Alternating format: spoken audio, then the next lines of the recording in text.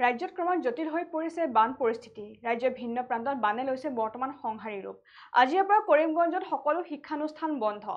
বান পৰিস্থিতিৰ বাবে শিক্ষানুষ্ঠান বন্ধ ঘোষণা কৰিছে ইতিমধ্যে প্ৰশাসনে। আনহাতে বিপদসীমা অতিক্ৰম কৰিছে ইতিমধ্যে লংলাই, কুশিয়াৰা আৰু বৰাক নদীয়ে। এই বিষয় সন্দৰ্ভত জনাই যাম সবিশেষ। ৰাজ্যত ক্ৰমাৎ জটিল হৈ পৰিছে বান পৰিস্থিতি। ৰাজ্যৰ ভিন্ন প্ৰান্তত বানে লৈছে বৰ্তমান সংহাৰী ৰূপ। আজিৰ পৰা কৰিমগঞ্জত বন্ধ কৰা হৈছে সকলো শিক্ষানুষ্ঠান। বান পৰিস্থিতিৰ বাবে শিক্ষানুষ্ঠান বন্ধ ঘোষণা কৰিছে ইতিমধ্যে প্ৰশাসনে।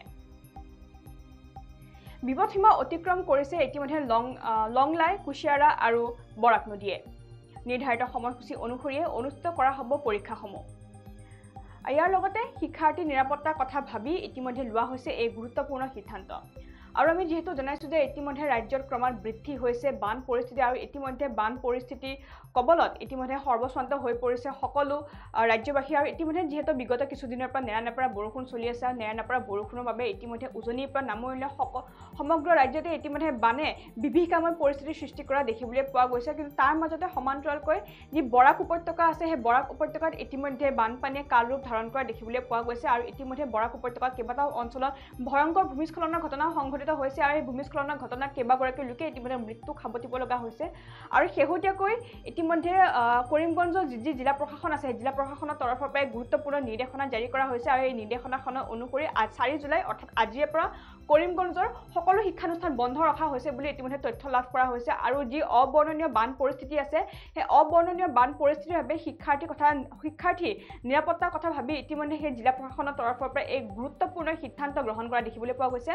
ইয়াৰ উপৰিও বিপদসীমা অতিক্ৰম কৰিছে ইতিমধ্যে লংলাই, কুশিয়াৰা আৰু বৰাক নদী। অৰ্থাৎ কৰিমগঞ্জৰ যি লংলাই, কুশিয়াৰা আৰু যি বৰাক নদী আছে সেই বৰাক নদী বৰ্তমান বিপদসীমা অতিক্ৰম কৰিছে বুলি ইতিমধ্যে জানিব পৰা গৈছে। আৰু তাৰ বাবে এতিয়া এক অশনি সংকেত কঢ়িয়াই অনা দেখিবলৈ পোৱা গৈছে কৰিমগঞ্জবাসীলৈ। কিয়নো কৰিমগঞ্জৰ দিনক দিনে ইতিমধ্যে বান যি পৰিস্থিতি আছে সেই বান পৰিস্থিতি ক্ৰমাৎ জটিল হৈ পৰা দেখিবলৈ পোৱা গৈছে। আৰু ইতিমধ্যে কৰিমগঞ্জৰ কেইবাটাও অঞ্চলত ভয়ংকৰ ভূমিস্খলনৰ ঘটনাও সংঘটিত হৈছে।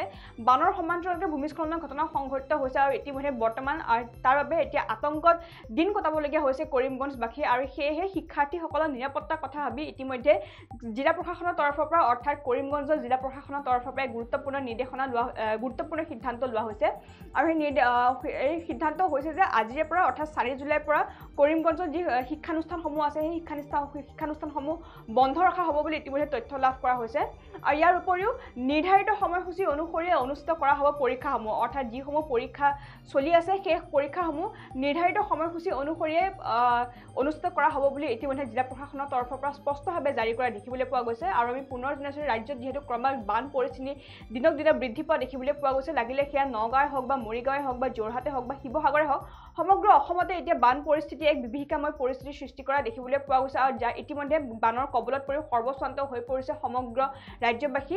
আৰু ইতিমধ্যে আশ্ৰয় শিবিৰতো কেইবাগৰাকীও লোকে ইতিমধ্যে বসবাস কৰা দেখিবলৈ পোৱা গৈছে। আৰু ৰাজ্যত বৰ্তমান 11,34,447খন গাঁও বৰ্তমান বানাক্ৰান্ত বৰ্তমান বানত ককবকাই থকা দেখিবলৈ পোৱা গৈছে। আৰু ইতিমধ্যে সেই বানাক্ৰান্তসকলৰ ওচৰলৈ সাহায্য প্ৰদান কৰাও ইতিমধ্যে দেখিবলৈ পোৱা গৈছে। আৰু কেইবাগৰাকীও বানাক্ৰান্ত ইতিমধ্যে আশ্ৰয় শিবিৰত বাস কৰি আছে। কিয়নো ইতিমধ্যে তেওঁলোকৰ যিসমূহ ঘৰ আছে সেই ঘৰসমূহ বৰ্তমান বানে উটুৱাই লৈ যোৱা দেখিবলৈ পোৱা গৈছে। যিসমূহ পশুধন আছে সেই বানৰ কবলত পৰি ইতিমধ্যে পশুধনসমূহৰ মৃত্যু খাবতিব লগা হৈছে। আৰু ইয়াৰ উপৰিও কেইবাগৰাকীও লোক ইতিমধ্যে সেই বানৰ কবলত পৰি মৃত্যু খাবতিব লগা হৈছে। আৰু শেহতীয়াকৈ যি কৰিমগঞ্জৰ যি বান পৰিস্থিতি আছে সেই বান পৰিস্থিতি ক্ৰমাৎ ভয়াৱহ ৰূপ ধাৰণ কৰা দেখিবলৈ পোৱা গৈছে বৰ্তমান সময়ত।